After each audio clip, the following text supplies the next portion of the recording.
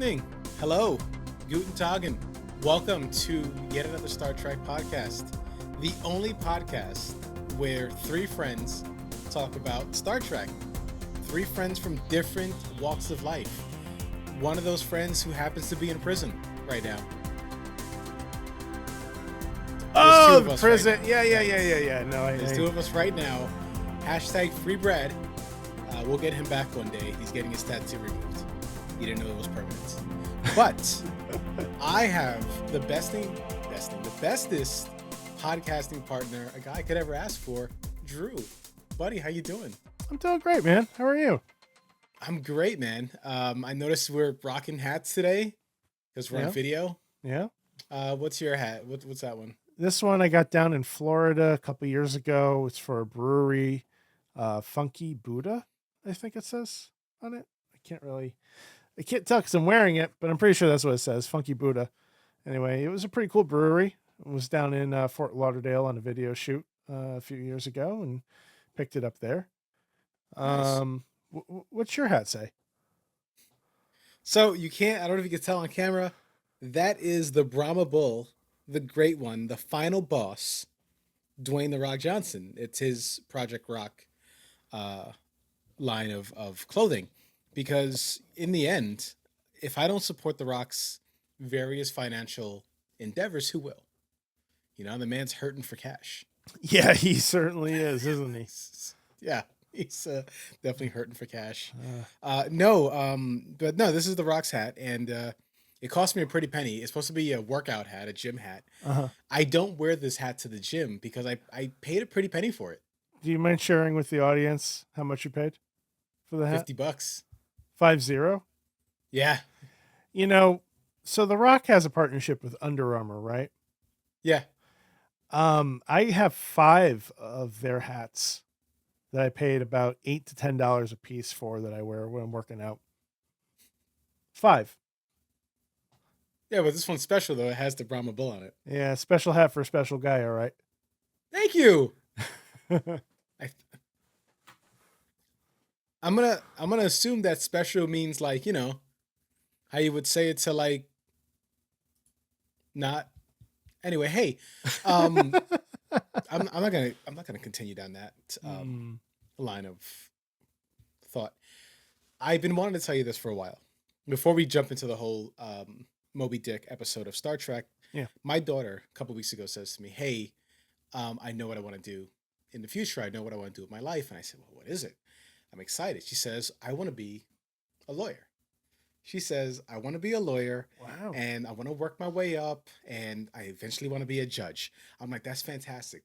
Then she continues, "On divorce court." She says, "I want to be a judge on divorce courts. And then I want to be the person to also say, you are not the father." So those are two different shows, buddy. Those don't work. And I'm pretty sure the judge just doesn't ever give out the results like that. So I love the ambition. I just don't love the end goal. Yeah, I'm not really sure what to recommend. My suggestion is, like, she realizes that like Divorce Court is a TV show, right? I mean, yeah. And yeah, no, she realizes it. And that Maury Povich, which by the way is off the air. Rest in peace, Maury Povich. Did he pass? I don't think he passed. I think he just retired. Jerry Springer did. Jerry Springer died. Okay. Yeah. Jerry Springer. Okay. Yeah. Sorry. But Maury, who is the "You're Not the Father" guy. Right. Yeah. You know, that was also a TV show, right? Yeah. So filmed in Stanford, by the way. Filmed in Stanford, Connecticut. Yeah. True story. I also did an internship for People's Court, which is also filmed at Stanford. Remember that? Are any of the cases real? They're real cases, yeah. Oh, great. Yeah. That's great. That's great and terrible at the same time. Well, it's all small claims stuff, you know, and they're all kind of a little bit on the ridiculous side, but they're all real lawsuits. That's kind of terrible. Yeah. I I couldn't imagine being on a show like that, putting my business out there. Yeah, me neither. Couldn't imagine it. But But yet we do a podcast. We put our business out there. here we You are. know, we definitely put Brad's business out there Yeah. a lot. Yeah. But listen, the way I see it is, if Brad didn't want us to put his business out there, he'd be here to tell us, "Hey, don't put my business out there." And defending himself. Yeah. Yeah. Right. So, I mean, I'm no lawyer, but I'm pretty sure this holds up in a court of law. You know, Well, you'll have to ask your daughter. I will have to ask my daughter. I'm gonna give her $1 as a retainer fee, just in There you go. case. I love it. uh, so we had a really good episode of Star Trek this week. Yes. Surprising, surprising source material adaptation. But you want to get into it, bud? Yeah, man. Let's dive into this week's episode, season 2, episode 7, 6. episode 6, season 2, episode 6, the Doomsday Machine.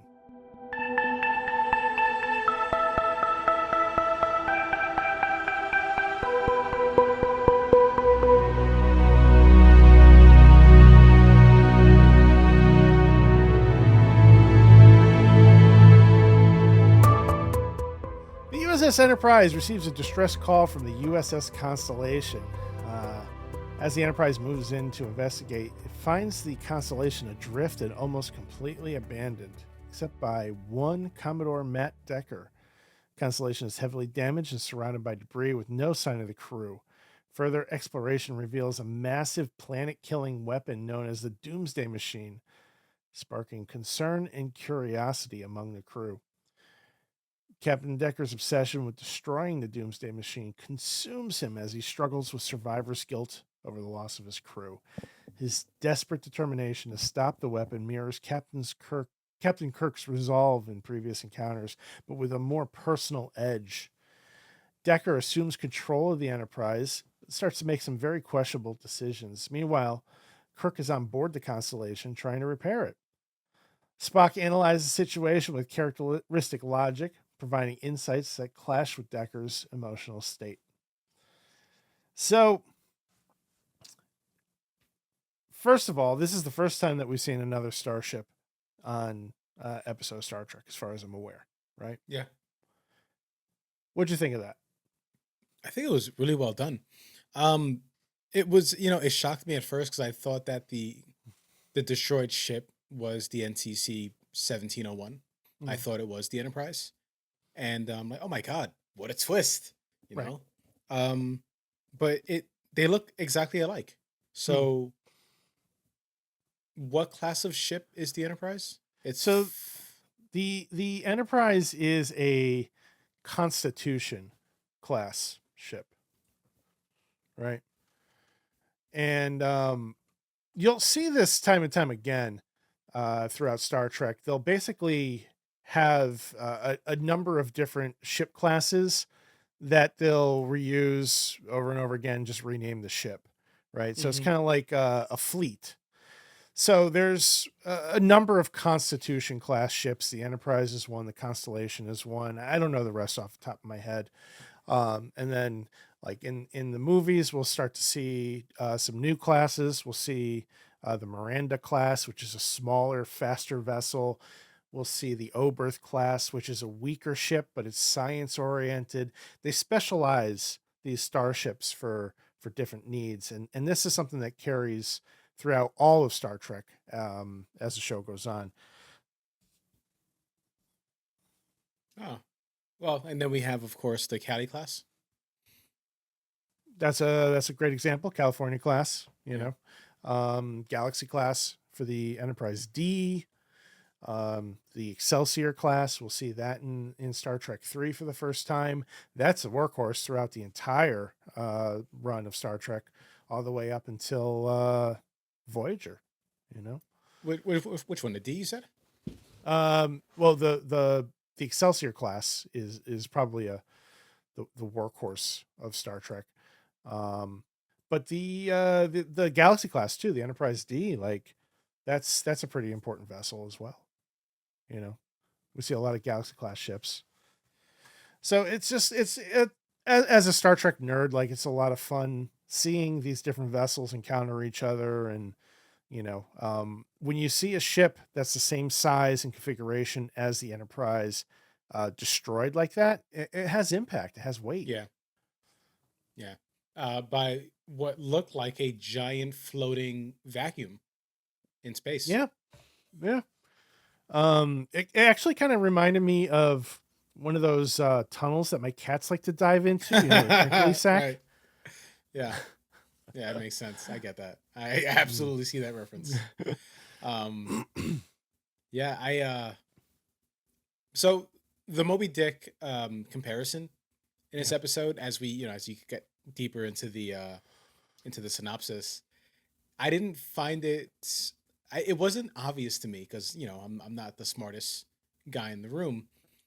So I had to have, I think was my daughter walked in and said, "Oh, this is basically Moby Dick." I'm like, Mm. "Oh, get out." Okay, get out. She saw it like right away. Yeah, she saw it right away. Yeah. Yeah. He had that crazed look in his eye. He said he had survivor's remorse. He wanted revenge, you know. Right. Um, so really good. He lost his entire crew. He beamed them down to a planet thinking that they'd be safe down there, and then this thing eats the planet. Right. Yeah, he You know. says, yeah, my crew's on a third planet, but there is no third planet. Yeah, no shit. You think I don't know Yeah, that? right. Why do you think I'm so distraught right now, you jerk? Yeah. Oh man.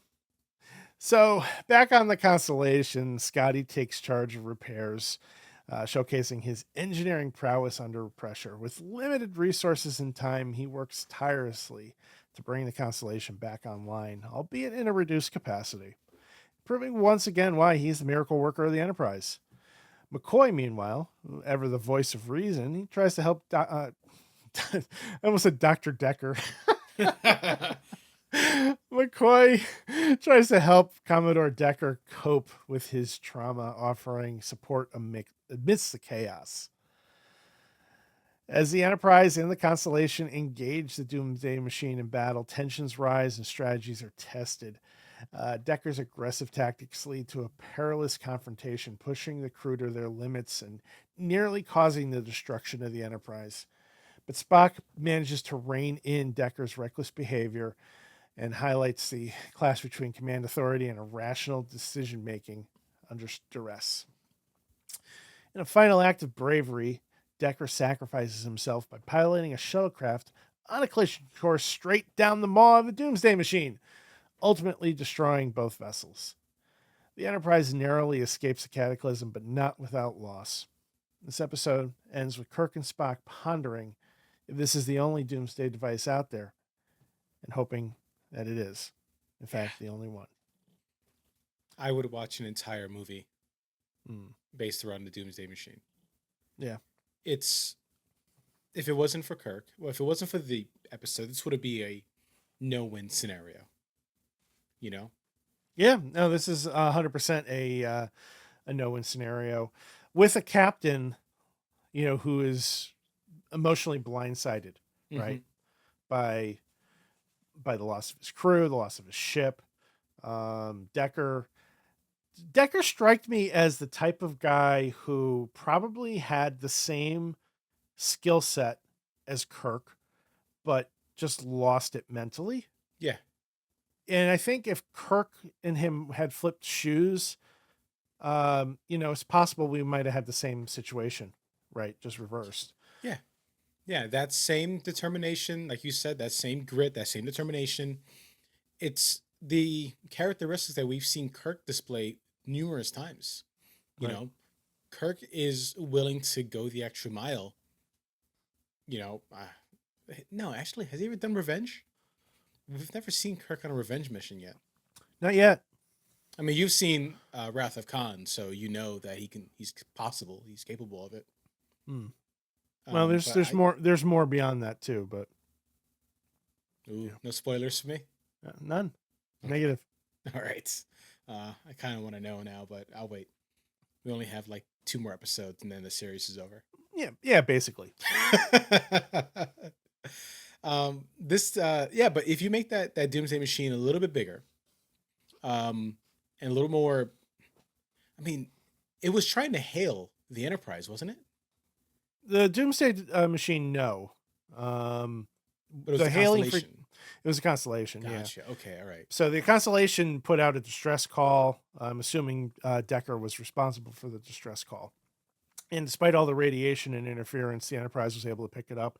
It was faint until they got there, got in a little bit closer, and then they recognized what was going on. They saw the debris and everything. I mean, I quite would, frankly, I'm surprised the Constellation was even salvageable at all. yeah, I would 100% watch a movie that is Yeah. this.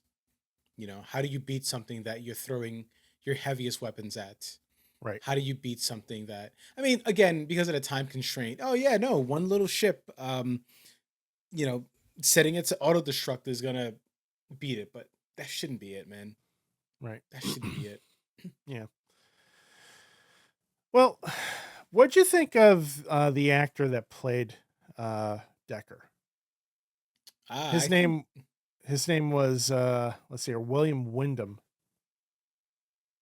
I think he displayed the you ever seen a person in a movie that's lost it Yeah. all, and they just Mm-hmm. have nothing to lose? They Yeah. have that look in their eye, you know? Yep. It's just all hope is lost. That's what, Decker had. Decker had, the crazy the crazy eye. He had the He crazy had eye. the crazy eye. Yeah, he Yeah, really did. that's it. You see him on the ship, immediately had PTSD. He had the 1,000-yard stare at Mm. first until he smacked him out of it. Which, by the way, Kirk shaking the guy like, hey, Spock's like, hey man, he's in shock. And Kirk is literally just trying to shake him out of it. Yeah. I I laughed hysterically. I laughed out loud. I thought that was fantastic. But the actor that Mm. played Decker, I was engaged. Let me just put it this Mm. way: every scene that Decker was in, I was engaged. Mm. You know, I thought it was a stupid way out. You know, we described him in that synopsis as a heroic end. I don't think that was heroic though. I don't.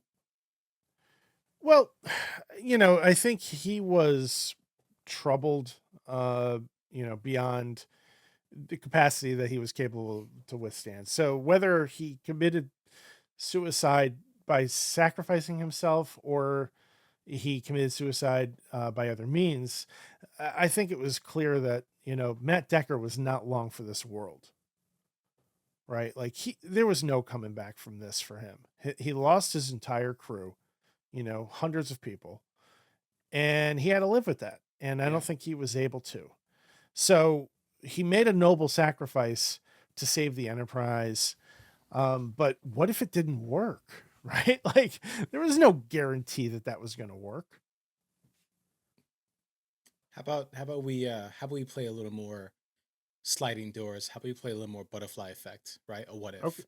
Okay. Is this coming off hot off the heels of our appearance on the hit podcast festival Last Days of Disco? Yeah. All right. So remember how Prime Lorca or Mirror Lorca survived? He was the last survivor. Better Lurker, yeah. Better Lorca was the last survivor. So was Decker. Mm. With one little change, we put Matt Decker instead of Matt Decker. We have Mirror Lorca. Mirror Okay. Lorca keeps it together and survives and goes on to captain a different ship. Right. With all that trauma, now we have this interesting character that heads up their own show. And again, if we just, changed Decker for Pike, oh, I love Pike. If we change Decker for Lorca, Yeah. right there we have an origin story. Yeah. Right there we have something. Because Lorca was the last survivor, so is Decker. Would you watch that show? I would. Yeah. Yeah, me This too. is a character that fascinates me. Like, I would actually really enjoy a spin-off series about Decker. Yeah. Give him command of the Constellation. Let's see what he is. We know his fate, just like we know with Pike, right? We know Mhm. his fate. So what brings him there? How does that all go down? What kind of captain is he before all of it falls apart? I would like to It's see like what that kind of tragic captain. hero, you know? Yeah, I would like to see what kind of captain he is after this, though. Had he not made the sacrifice play, had he not laid it on the line.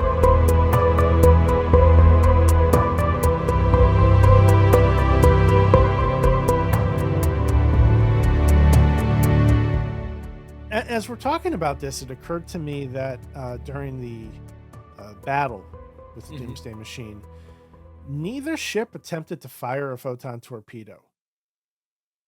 And I feel like, once they realized that the phasers had not worked, like, I feel like somebody probably should have considered firing the torpedo directly into the mouth of the Doomsday Machine. Assuming that this thing is one giant vacuum cleaner, right? Yeah. It would have just got caught up in the filter anyway. That's it. It would have got caught up in the filter. Yeah. That thing was scary, though. It was very Yeah. foreboding. Very Um, foreboding.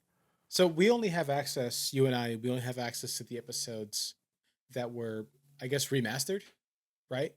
They Yeah. kind of gave it a fresh coat of paint. Mhm. They redid the graphics. Um, Yeah. when we post this episode, when it goes live for our viewers, our audience, I want to do a side by side. I want to see what a device like that looks like back in the 60s and 70s with practical effects and not CG.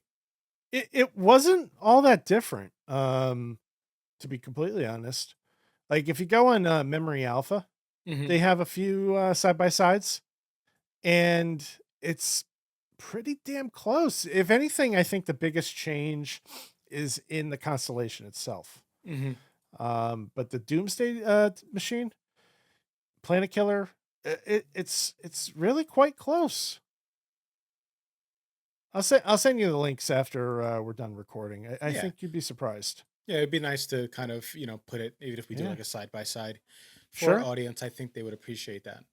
Yeah. Um, what would you do in that situation if you were Kirk, stuck on a constellation while someone else is running your ship? Oh, I'd be furious. You know. Yeah, yeah, I would be Um, too. I think he handled it the best way possible because he trusts, Spock to do the right thing. He trusts Spock to protect his ship at all costs, right?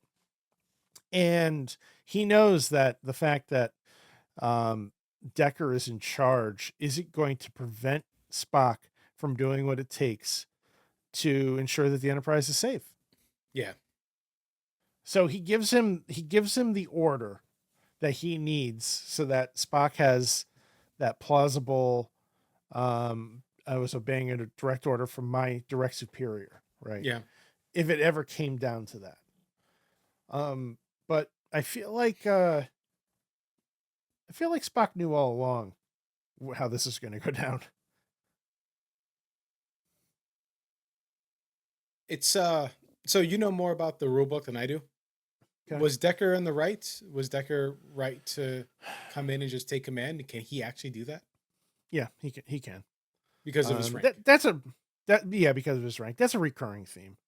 You know, you it's interesting because we'll often see um, you know, badmirals, I've heard them called, basically bad admirals or commodores or people who have a higher rank but have some sort of an obsession or something that is getting in the way of their judgment and Yeah, ultimately makes them an officer that does not have the best interest of the crew or the best interest of Starfleet at heart. So, you'll see this again down the line. But to answer the question, a higher rank can assume command of the ship, and they do. Um, in most cases, it'll be that officer is assuming command of the mission, and the captain still has command over the ship and the final say of the ship.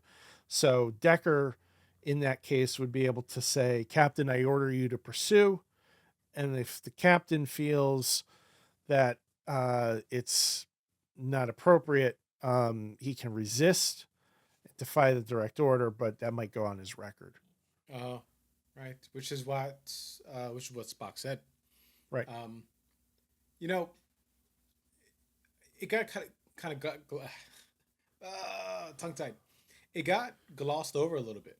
So in Decker's mission, in Decker's pursuit of revenge for the 300 people on that planet that died, he lost so many of Kirk's crew as well. And he didn't blink. He just was like, Yep. you know, you got to do what you got to do. Right. Man. And that's the problem, you know, when you're blinded by rage like this, you know, hence the Moby Dick comparison. Mm-hmm. Yeah, so good. You know, how many people did Captain Ahab send to their death? You know, or Jaws. Jaws is another example. Right? Can I be honest with you and the rest of our audience? I've never finished Moby Dick. I mean, neither have I. All right. Can I drop another secret on you? Yeah. I've never seen Jaws. What? Yeah. Yep. Yeah. Yeah. But I mean, you haven't seen a lot of movies too. Like, you don't like Jim Carrey. Yeah, I don't like Jim Carrey. But You're Jim missing Carrey out. Jim Carrey didn't make Jaws. That's fair. That's fair. That's okay. That's fine. Okay, moving on. Okay.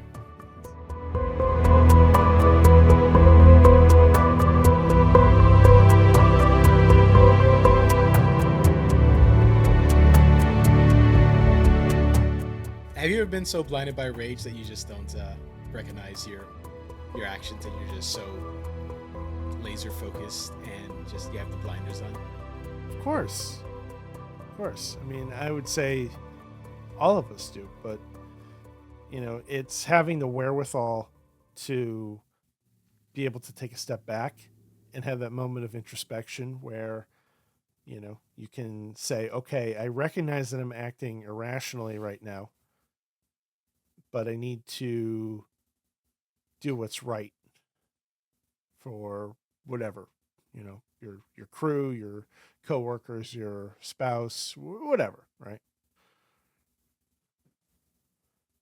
I've never gotten there.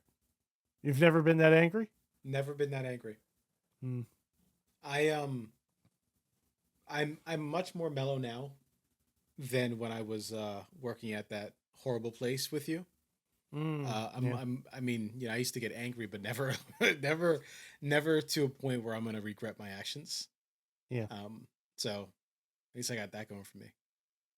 Well, I mean, I've personally, I can say that like I've gotten to the point where I've almost, uh, you know, said or done something that I would have regretted, but I've stopped myself before it got that far, you know. Well, it's actually a good question for our audience too. Let us know if you've ever been in that situation where you got so angry where you just didn't care about the consequences. You got so mad you had to kill a planet. Got so mad you had to kill the planet with your own ship. Yeah. Oh, hey, by the way, not sure if you noticed this, but Chekhov wasn't on the bridge Yeah. due to his creepiness in the previous episode. Oh, did he get thrown in the break? I think he did.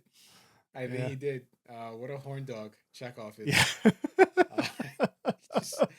Oh God, it's so bad. I guess you know it's bad by 2024 standards, but back then I guess he was one of the guys. Yeah, just perfectly normal stuff, I guess. Yeah, even in the 90s, perfectly fine, I guess. Let's talk about Scotty. Yeah, Scotty gets thrown onto Constellation with like a matchbook and a wrench. And Kirk is like, go fix the thing. Right. Yeah. I'll give you all the tools you need. Just go. Yeah. And he does. Like he gets some engines, right? Not in perfect order, but functioning enough for the ship to move.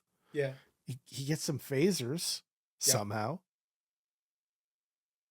I mean, and then Kirk manages to get the view screen working. Yeah. They had one of the red shirts running on a treadmill, generating power. Oh, next to the hamsters, right? Next to the hamsters. All the hamster died in the attack. So they had a red shirt doing it. Is this the most miracle worker thing we've seen Scotty do to date? So far, I mean, this is our real, like, we're spending more time with Scotty now than we ever did in season 1, right? So I would say, yeah, this is miracle worker Scotty, miracle working things, you know? Peak miracle worker. Yeah. I don't know his feats in the future. So, well, I will say he has not even begun to peak yet. Nice. We haven't had a Sunny reference in so long. I'm so glad that was you that did it. I know. Good job. I had to slip that in. He's a 5-star. He's a 5-star engineer. Yeah. Oh man, but I mean, even the supporting crew that was with them on the ship, you know, none of them died, right? None of them died. Did they all get beamed back? I believe so. Okay. Well, the Constellation survived. It didn't get destroyed. Right? It was a shuttle that was destroyed. Yeah. Right. No, wait a minute. Was it the Constellation? No, it was a shuttle. The Constellation made it out. Can we pause? It'll be tricky. That's fine. That's fine. This is what happens. Okay. Yeah. No. Then I must have also missed that part.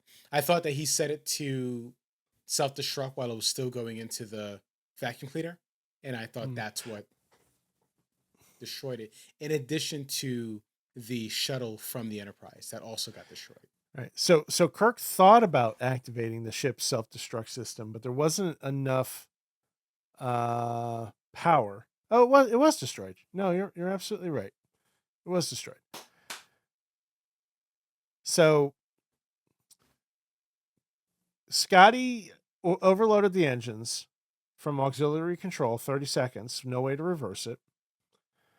They rigged it. He beamed off the ship and destroyed the Constellation in the process. Yeah. So basically, he threw it right into the maw of the Doomsday Machine. So, for some reason I thought Decker with the shuttlecraft was responsible for that, but I think Decker just died. He didn't even do anything. Just died. He didn't do anything. I mean, we say it was heroic, but it wasn't, you know. And Kirk did the right thing. Kirk destroyed all the evidence. Yeah. Kirk destroyed the evidence and the black box. I guess so. Yeah. Captains gotta look out for each other. Yeah. Oh man. Spock in the captain's seat is always a treat for me. No matter what show. No matter what show for me, whether it's Strange New Worlds, whether it's the J.J. Abrams verse of it, whether it's TOS, seeing Spock in the chair is a treat because he's working off of logic. He's so logic, and that's it. Mm-hmm. And you know, he's quoting the rulebook the entire time. The only time we've seen Spock compromise is just in the Kelvin universe, the Kelvin timeline. Yeah. They've definitely made him more emotional in the Kelvin timeline. Yeah, I believe. You know, which is fine. Like I don't have a problem with that, but it's a different take on the character. Yeah, and even to some degree, we get a little bit of that in Strange New Worlds too. Right, like the Spock that we get in the original series has already. I don't know. I assume he's already been through all that stuff, so he's like kind of doubled down on the logical. Does that make sense? Right. Well, considering that Strange New Worlds is before TOS, right? So he's right. I mean, timeline wise, it works out, but I'm just trying to like justify the emotions, the details. Yeah, the emotions. Right. Sure. Yeah. Right, because as we get older, we get a little more emotionless. Yeah. We just get a little more Just colder start and shutting everything down. yeah, yeah, yeah. By the time we're 40, we're just all dead inside. The only thing that Oh gets man. only thing that gets us to cry is Bambi. Oh.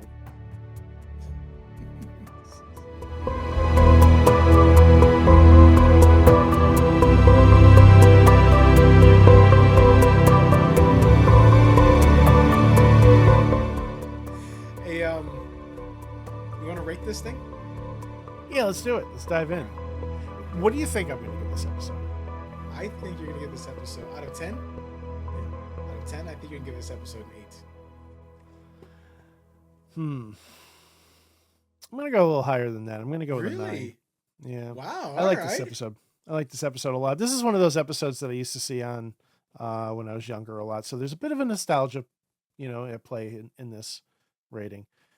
But I think it's a well executed story. It's a tale that we've seen before, right? Yeah. Nothing new, but there's nothing wrong with that. It's just top to bottom. There's no fluff, right? There's zero fluff in this episode. Yeah. You've got a distraught Captain Matt Decker, Mm-hmm. played by an excellent actor. You've got a desperate Kirk trying to save his ship from afar, but he's powerless, essentially. You've got excellent performances by McCoy, although it's brief, Scotty, Miracle Worker, Spock, who remains calm and collected under pressure. And the story itself, like, yes, it's basic. It's Moby Dick, just retold in space, but it's a good story. It's one that most people can identify with. Everybody knows what it's like to be consumed by something, whether it's positive or negative, and have it be your singular focus. Thankfully, not all of us know what it's like to maroon 300 crew members on a planet that's about to get destroyed. But, so I would put this episode on out of the blue. I would not turn this off if it was on, giving it a 9. That's. I was close. I was only 1 point off from my thought. What do you think I would give it? I'm going to go 8.5. That's actually so accurate. That's so accurate. It really is accurate. Let me tell you why. We just watched The Apple, and before that was Mirror Mirror. Yeah. You and I speculated that we would get to this point where the Mirror was the best damn episode in a run, and then it would just slowly decline. It declined. The Apple wasn't as great as Mirror, but if we're comparing episodes against each other so far in season 2, Doomsday Machine, it doesn't let you down. No. Doomsday Machine can hold up in terms of, it should be talked about more. Right. Is what I mean. It should be talked about more because it's an adaptation of a beloved story of revenge. And it's very well executed. Right. Like you said, excellent performances, just real tight, no fluff.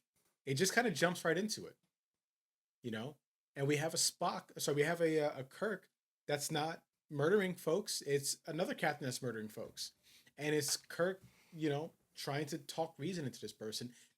By the way, no fight. Kirk didn't have to fight him. No.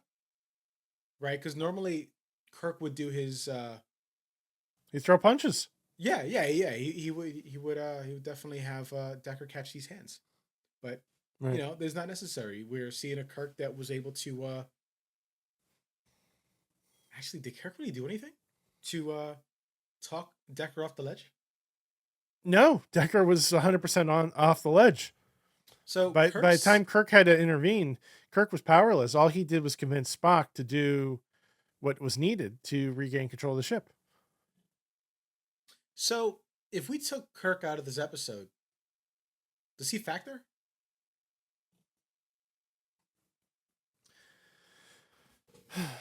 I mean, ultimately, it was his plan that resulted in the destruction of the Doomsday Machine, right? Sure. So Okay. he is responsible for saving the day.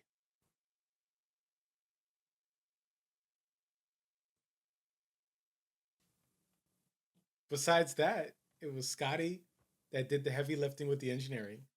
Yep. It was Spock that got Decker almost thrown in a brig. Yep. And it was Decker that killed 300 plus Starfleet personnel. Right. So Kirk didn't really factor in too much. This episode could have survived without him.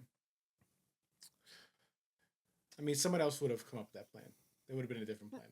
Yeah, I mean, you know, we're splitting hairs at this point. Yeah. I love.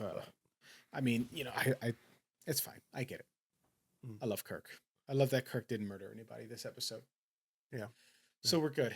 No, 8.5 out of 10, 8.5 out of 10. Just a solid episode. This episode is so good. Let me.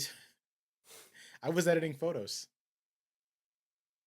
when the episode started, and there was something about what was being on screen.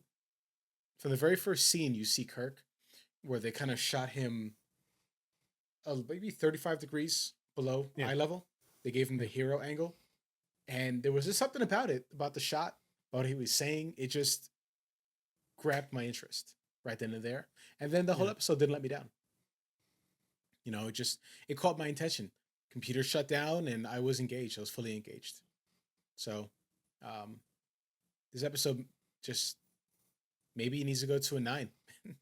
That's just how good it is. So wow. I'm gonna have to up what would have brought it up to a 9 or even a 10? Well, I would give it a 9. Aside from Lorca, anyway. I would give the episode a 9. So I'll bump my 8.5 to a 9. Well, we'll give it a 10 if Decker lived. Okay. If Kirk was somehow able to talk Decker off the ledge, I think we would give it a 10. I could get with that. Yeah. Yeah. I like it. Yeah, I loved it. Just great episode. What do we got next week? Well, next week, we have an episode about a cat. Really? Yeah, something like that. This is one I've never seen. It's called Cat's Paw. The Enterprise crew finds witches, black cats, and haunted castles on a distant planet. This is the kind of episode that Brad lives for. Yeah, this is probably going to be the kind of episode that we're going to wish we didn't watch. Well, it can't be any worse than the Cage. Cage was pretty great. I mean, in comparison. I know you gave it like a 0, but I gave it a 0. I would give it a 9 if I can. But all right, and hey, until then, I'd love to hear your comments, audience, about what you thought about Decker's actions, maybe what you thought about the episode entirely. Have you ever been that angry that you just wanted to murder everything in sight? Let us know in the comments below. Definitely. And of course, really appreciate you tuning in. So thanks for watching, and we'll see you next time. See you next time. Bye-bye. Bye.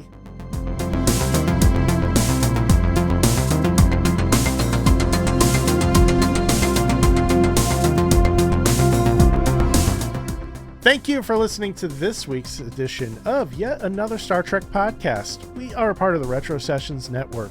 This episode was recorded on April 3rd, 2024, and is hosted by Drew, Majeed, and the imaginary Brad, because Brad's not here, man. We'd love it if you checked us out on the web at www.yetanothersTpod.com. And of course, please follow us on all of our social medias at yetanothersTpod. Special thanks go out to George Rataud for drawing up our Lower Decks characters. And special thanks to William Grabelar for writing and recording the music to the podcast. We have 2 wonderful songs from him, Warp Speed, To the Stars. If you'd like to check out his music, head on over to SoundCloud. There's a link to both in the show. We, of course, would love it if you'd leave us a review in your podcast app of choice. And hey, if you're watching us on YouTube, thanks for tuning in there as well. Give us a thumbs up. We'd appreciate it. Like and subscribe. Smash that like button. Or whatever it is. I don't know. What do the cool kids say? I'm not a cool kid. Anyway, thanks for listening, everybody. We'll see you next time.